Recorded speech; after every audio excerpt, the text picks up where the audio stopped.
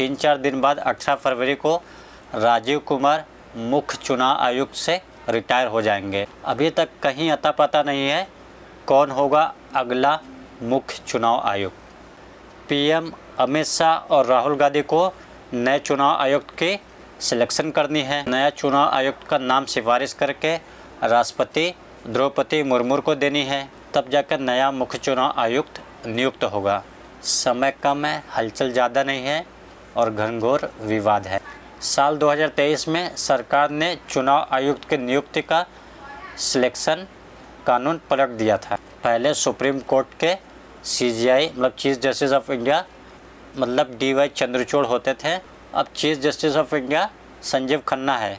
सरकार ने जब चुनाव आयुक्त की नियुक्ति होती थी तो चीफ जस्टिस ऑफ इंडिया का भी नाम रहता था। नया कानून बनाकर चीफ जस्टिस को सिलेक्शन कमेटी से हटा दिया गया। सरकार ने जब चुनाव आयुक्त की नियुक्ति का कानून पलटा तब chief justice of India DY Chandrachud को इसके सिलेक्शन से बाहर कर दिया गया। वहाँ पर PM, कैबिनेट मंत्री और नए विपक्ष के नेता की टीम बन गई। इसी बदलाव के साल 2023 में CC कानून का सुप्रीम कोर्ट में चैलेंज किया है।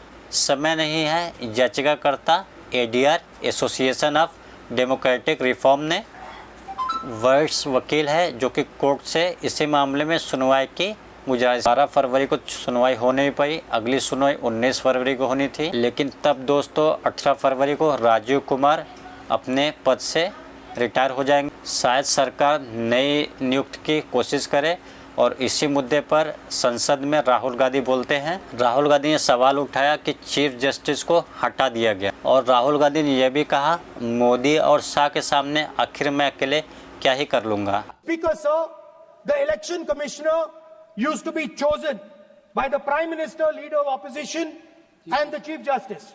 Sir, the chief justice was removed from that committee. Why? Why? This is a question, sir. This is a question to the Prime Minister. Why was the Chief Justice removed from the committee? Now, in a few days, I am going to go to the meeting. I am going to go to the meeting. There's going to be Mr. Amit Shah and Mr. Modi ji. And there's going to be me. 2-1. Why am I even going to the meeting? What is the purpose of me going to the meeting? I am only going to the meeting to certify what Modi ji and Amit Shah ji are going to say. Right? Whereas if the Chief Justice was there could be a discussion. Chief Justice and leader of opposition could say, no, we don't agree. So, there seems to be a calculated strategy. Now, just prior to the Lok Sabha, the election commissioner was changed and 2 new election commissioners were placed. Yes. We know that the election dates were changed. Yes. We know that the elections were postponed. These are facts. These are not things I am inventing. So, in order to safeguard this constitution, the entire opposition requests the data for the Maharashtra election. We request the data and the electoral voter list for Lok Sabha and the corresponding list for Vidhan Sabha. And I am very confident that the election commission will not give us this information. Supreme court के justice Suryakant और justice N Koteshwar Singh ने की bench ने rider लगाकर बड़ा खेल कर दिया। फैसला नहीं आया। नए मुख्य चुनाव आयुक्त की नियुक्ति पर रोक लग गई। जस्टिस सूर्यकांत ने कहा कि कोर्ट का फैसला आएगा, भले ही इस बीच कुछ भी हो तो टेंशन लेने वाली बात नहीं। जस्टिस सूर्यकांत के आदेश को प्रशांत भूषण ने सोशल मीडिया पे ऐसे समझाया है, ने स्पष्ट कर दिया है कि CEC की कोई भी नियुक्ति सुप्रीम कोर्ट फाइनल जजमेंट के तहत होगी। सुप्रीम कोर्ट के जज प्रशांत भूषण ने कहा सरकार चुनाव आयुक्त की नियुक्ति के लिए नियंत्रण नहीं कर सकती, ये लोकतंत्र के खतरा होगा और सरकार चीफ जस्टिस ऑफ इंडिया को चुनाव आयोग की नियुक्ति से नहीं हटा सकती, जिसको बनाने का आदेश सुप्रीम कोर्ट ने 2 मार्च 2023 को दिया था। तब चुनाव आयोग की नियुक्ति के लिए PM विपक्ष के नेता चीफ जस्टिस को लेकर सिलेक्शन कमेटी बनाने को कहा था। सरकार ने खेल करते हुए PM विपक्ष के नेता कमेटी में उनको रख लिया।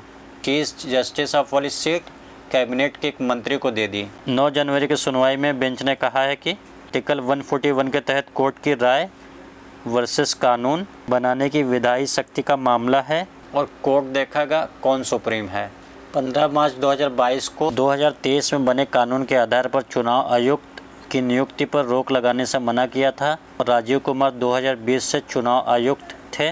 पुराने कानून से 2022 में मुख्य चुनाव आयुक्त प्रमोट हुए और तब इतनी भी चर्चा नहीं होती थी कि नाम को सिफारिश करने वाले कौन कौन होते थे। राजीव कुमार के समय सरकार की चुनाव आयोग से नज़दीकियाँ बढ़ी और वहीं पर दोस्तों विपक्ष से चुनाव आयोग की लड़ाई तेज हुई और आपको पता होगा दोस्तों बहुत सारा बवाल खड़ा हुआ।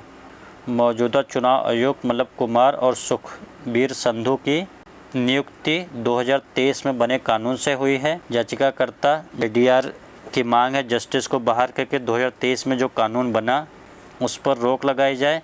एक और याचिकाकर्ता जया ठाकुर की मांग है सुप्रीम कोर्ट को 2023 के कानून के मुताबिक नया मुख्य चुनाव आयुक्त नियुक्त करने से रोके। दोस्तों 2022 में सुप्रीम कोर्ट के 5 जजों की पीठ ने मुख्य चुनाव आयुक्त टीएन शेषन का जिक्र करते हुए उन्होंने कहा चुनाव आयुक्त के कंधों पर बहुत सारी जिम्मेदारी होती है, इसलिए इस पद पर किसी ऐसे शख्स की ज़रूरत है जिसे दबाया ना जा सके। आपका क्या राय? चुनाव आयोग की अहम टिप्पणी मुख्य चुनाव आयुक्त की मजबूत हो, पीएम पर भी आरोप हो तो सीसी सक्षम हो। आपका इस चुनाव आयोग की नियुक्ति पर क्या राय है? अपने राय कमेंट बॉक्स में ज़रूर ड्रॉप करें और वीडियो अगर आपको पसंद आया तो वीडियो को लाइक शेयर सब्सक्राइब जरूर करें। Thank you so much. जय हिंद।